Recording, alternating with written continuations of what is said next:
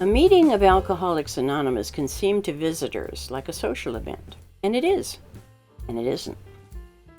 It's social because alcoholics like me tend to thoroughly enjoy the company of our fellow AA members.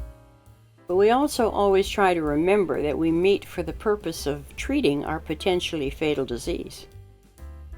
There's no cure for alcoholism. There's only remission through abstinence. Those of us having the disease cannot drink or use any other mind-altering drug, period. Having a single drink or a drug can set off that craving for more. Is it easy for an alcoholic to quit drinking for good? It's not, but it is doable. We do it one day at a time. We don't think about the years ahead. We think about just today. And that's just one of the things you'll be learning about today. I hope you'll stick around and learn some more.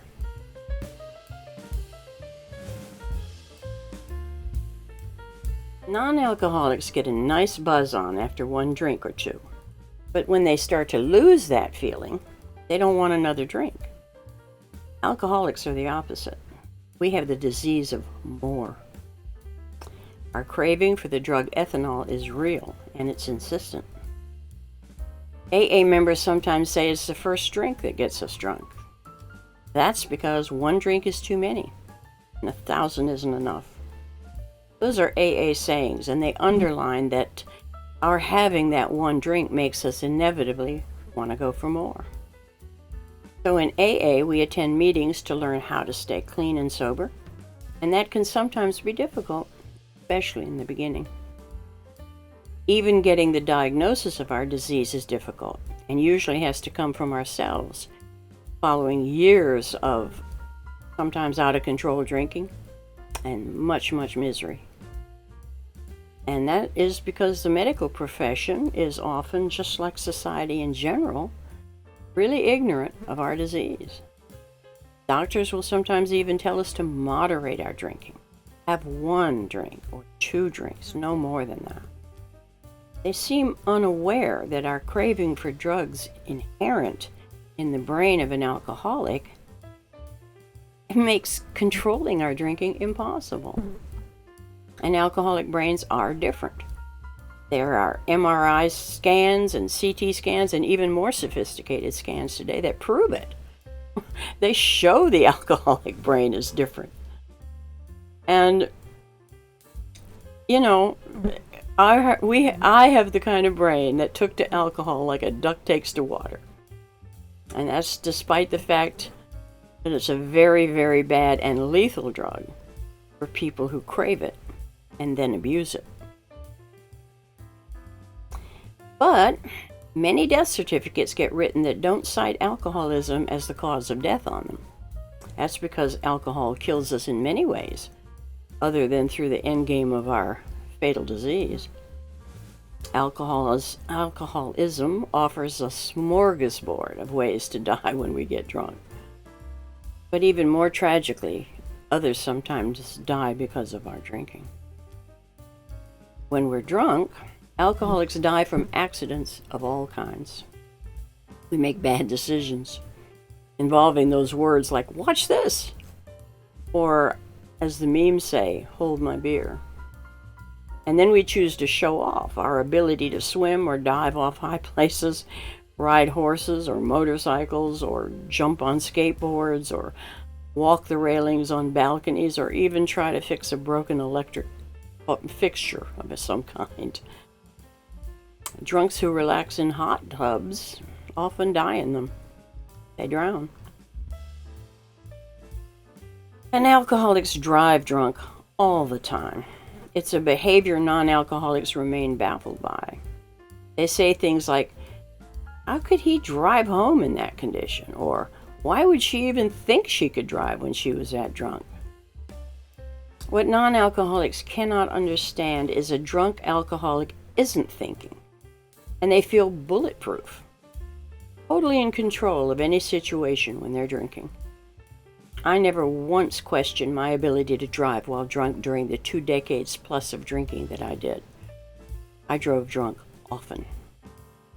Now, after twice as many decades of sobriety as those of my drinking years, I am grateful every single day that my drunk driving didn't end with my own death, or worse, the deaths of my children or innocent bystanders.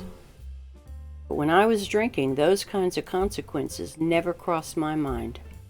Not once. The alcoholic brain at work for you. There are many alcoholics right now in prison for accidentally killing someone who did so during an alcoholic blackout and have absolutely no memory of it. They have to live with that. And if you doubt that they can't remember, here's the link to my talk about the alcohol-induced amnesia known as an alcoholic blackout. A pretty awful thing to experience, as I know from personal experience. Also, I used to bruise easily when I drank. I lost that ability when I got sober. Because I only bruised back then because I fell down a lot when I drank, or I staggered into immovable objects like door frames, or I got punched in fights. I can almost see you out there going, "What? That nice old lady in a fist fight?" I want you to remember something here, and when we have our little chats. I wasn't an old woman back when I was drinking. I was then in my late teens or 20s and 30s. When I drank, I didn't hesitate to start a fight that got physical. Did it many times. But what about those drunken falls? While I just got ugly bruises, some alcoholics suffer far worse consequences. When we're unsteady on our feet, as we are when we're drunk, we sometimes have been known to fatally fall down a flight of stairs, or off a balcony, or off a boat, and sometimes even to stagger sideways into moving traffic. I personally know of one man who fell down while drinking and ruptured his spleen. He bled to death.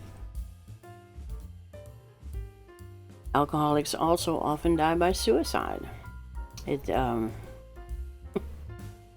In our very muddled state, we decide to choose a permanent solution for what could and should have been a very temporary problem. Domestic violence can also turn fatal when a drunk rages out of control, and our news outlets are kept busy reporting on those kinds of alcohol-fueled tragedies. The news just about every night. Many death-dealing cancers from mouth, tongue, esophagus, stomach, intestines, they're absolutely known to be caused by continued alcohol abuse. Alcoholics are very vulnerable to making bad decisions for an evening of romance. They sometimes even get murdered by dangerous people as a result. People they wouldn't have even offered their phone number to when they were sober. AA calls alcoholism a physical, spiritual, and mental illness. When I got to AA, I was able to agree about the physical because I was physically quite ill at that point. As for spiritual, well, I had to reluctantly agree with that too because I doubted the whole idea of God. Or if I thought there even was one, and given the state of the world, I thought he was doing a pretty lousy job. But when it came to mental illness, nope, there was nothing wrong with my brain, thank you very much. Accepting that one is actually mentally ill is a big ask. And it took a while in recovery before I came to understand that alcoholism truly is a type of mental illness, with behavioral symptoms among us that clearly point to that diagnosis. One of the things that convinced me pretty early on was my ability to have a fantastic sober day, just a great day, and then go to bed and wake up in the morning feeling like I wanted to kill somebody, maybe even me. My mood swings like that in early recovery were scary, and I often see that same kind of behavior in the newcomers that I sponsor today. There's a wonderful description wonderful description of our alcoholic mental illness in the big book of Alcoholics Anonymous, where it compares our behavior to that of a man being addicted to jaywalking. At first, and for quite a long time, this guy gets away with jaywalking just for the thrill of it. He has a few close calls with cars and buses, but he never really gets hurt. But as he continues with his risky behavior, things get worse. He gets knocked down a few times. Then he even gets a broken bone or two. But once he's okay again, he goes right back to jaywalking.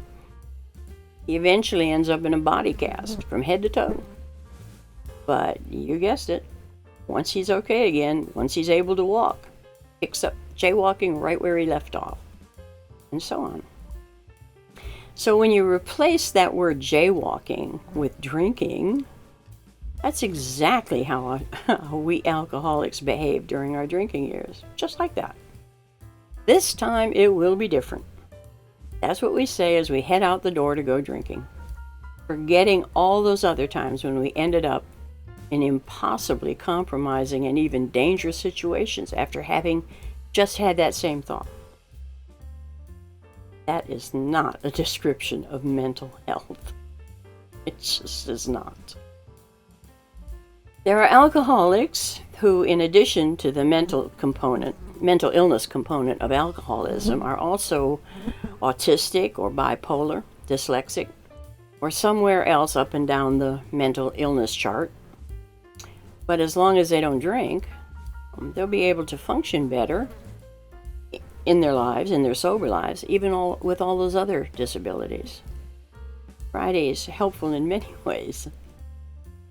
Every single person in AA had to face the fear of attending that first dreaded AA meeting. They had to. It's scary. But once there, they were warmly welcomed. They truly are the most important person at that meeting, and we tell them so. And that's because they bring to us the memories of our own first meeting and how much better our lives have become since we began living sober. Members will share their own experiences with the newcomer, perhaps give him or her a brochure or two about AA, along with a list of local and online meetings. We'll share our contact information with the newcomer too, and we urge them to stay in touch. Newcomers who return for a second meeting will be greeted like an old friend. And trust me, it's a nice feeling for those who have felt rejected for years because of their drinking. In subsequent meetings, they'll hear about the value of finding a sponsor. That's someone who will teach them the one-on-one about how the 12 steps of recovery strengthen our ability to embrace a sober lifestyle. They will also hear suggestions about going to as many daily meetings a week as the days they drank in a week, or to go to 90 meetings in 90 days, and then do that 4 times a year.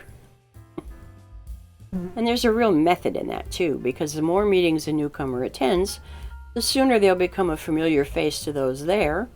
They'll quickly feel more comfortable themselves as they learn what the program of recovery is all about. They'll make friends. They'll make friends with other non-drinkers, people to hang around with outside of meetings who, for starters, are not going to be offering them a drink. One of the best things about the AA program is the peace of mind and serenity it brings us over time. When the high drama life of our drinking days ends, and we get new tools for living a contented lifestyle, one without all that mental anguish over what we might have done the night before, no more horrible hangovers, jitters, loneliness, feeling inferior, a need to tell lies, or that feeling of deep remorse that every alcoholic understands. Fly in here after me. If your own drinking is starting to become problematic, or has become the source of real concern for you or for others in your life, it will cost you nothing to attend an AA meeting to see for yourself if there's anything there for you. I think you'll enjoy it, but then I'm deeply prejudiced in AA's favor. After all, AA saved my life, and then it improved my life, and has since given me a life beyond my wildest dreams. I couldn't have begun to imagine the interesting life I have today when I first got sober. Why wouldn't anybody want a piece of that? I hope today's video has given you something to think about. If it did, please hit the like button below and maybe even subscribe to hear more about this topic. Since alcoholism is also known to be a disease of the entire family, even if only one family member is doing all the drinking, my next video will be about the help available for those unfortunates who happen to love a drinking alcoholic. Until then, please remember this: every recovery from alcoholism begins with one sober hour. Keep sober.